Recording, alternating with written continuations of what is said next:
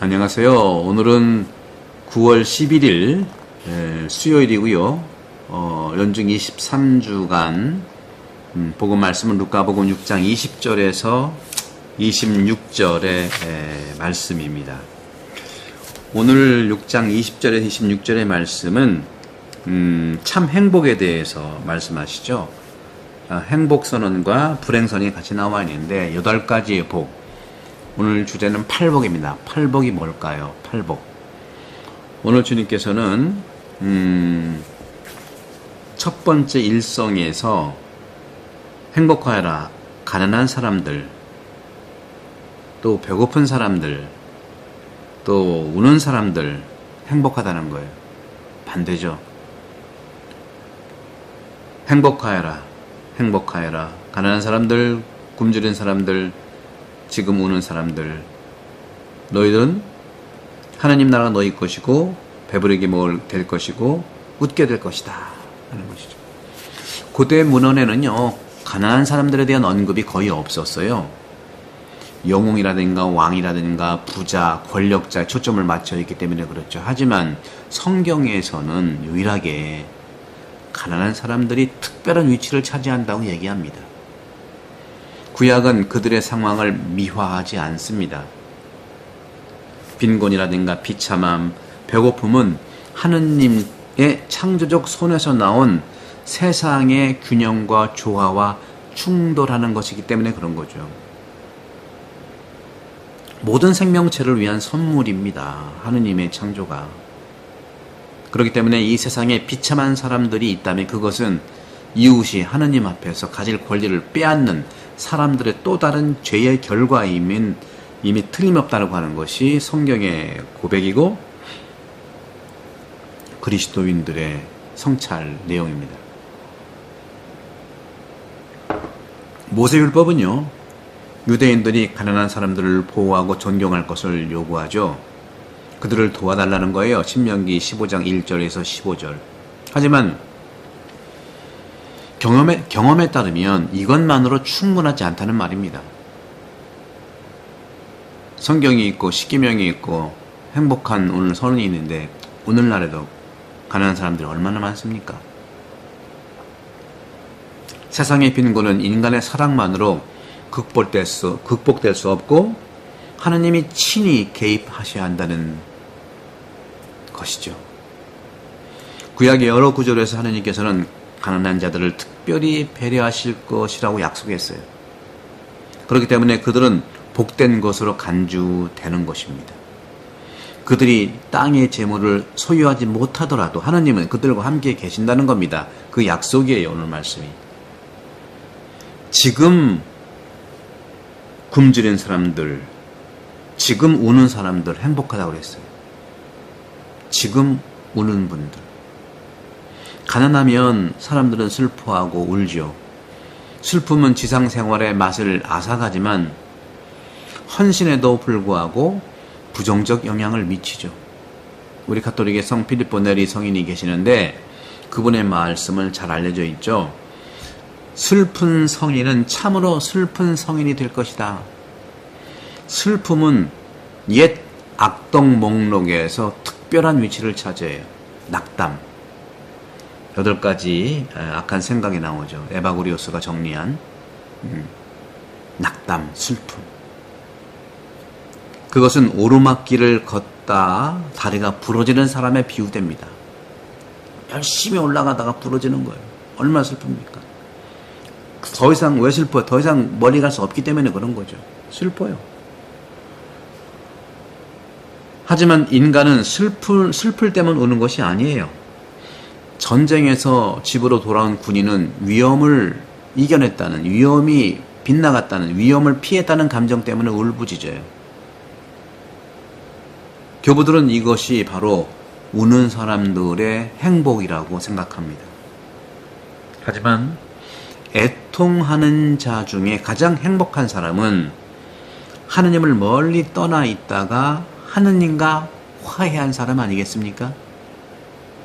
그는 모든 걸 잃었지만 그것을 되찾아서 기뻐하는 탕자라는 것이죠. 오늘 주님께서는 말씀하세요. 오늘 사람들이 너희를 미워하면, 그리고 사람의 아들 때문에 너희를 쫓아내고 모욕하고 중상하면 너희는 행복하다. 그날에 기뻐하고 뛰노라. 보라, 너희가 하늘에서 받을 상이 크다. 사실 그들의 조상들도 예언자들을 그렇게 대하였다 하는 거죠. 화해 다음에, 즉 화해 후에 우는 것은 위로의 울음 아니겠어요? 위로의 울음이죠. 하지만 화해가 거부될 수 있잖아요. 그리고 무고한 사람들이 이유 없이 박해를 받고 미움을 받을 수 있잖아요. 받을 수 있는 게 아니라 받아요. 그게 오늘날 한국의 현실이에요. 특히 권력 집단에서 그렇고 가난한 사람들 사이에서 그런 것이죠. 증오라고 하는 것은요, 살인적 감정이에요. 증오는 살인적 감정. 그리고 살인자의 감정이 증오에서 온다고 하는 것이죠. 우리를 미워하는 사람들은요, 우리를 지구상에서 사라지게 만들고 싶어 합니다. 지구를 떠나라. 비슷한 상황에 사는 사람이 어떻게 축복을 받을 수 있겠습니까? 우리가 가난한 사람들에 대해 말한다는 것과 같은 이치라고 봅니다. 심지어 박해받는 사람들에게도 그들의 비참함과 저런 억울함을 덜어주는 누군가가 있을 거라는 그러한 모습이죠. 그런 기도를 하는 거예요. 그리스도인들은요, 즉 그리스도를 믿는 우리 모든 이들은요, 미움과 박해를 받을 때 축복을 받는다고 주님은 말씀하셨어요.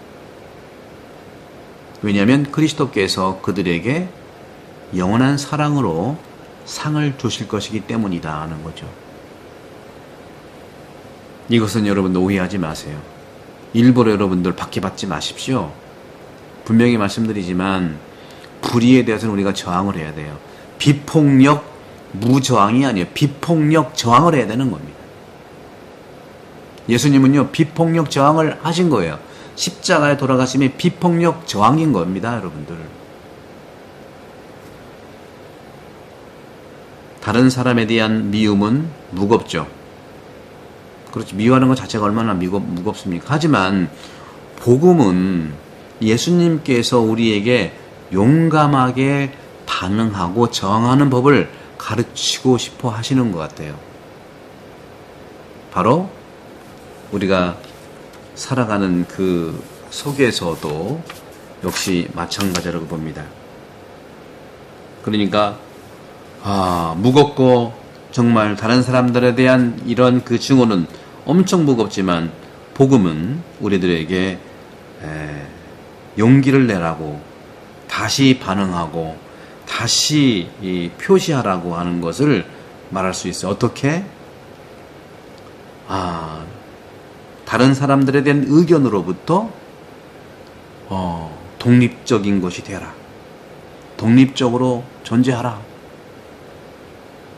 바로 이것이 자유인데, 이 자유는 바로 기쁨을 생산한다는 것입니다. 기쁨을 생산하는 거예요.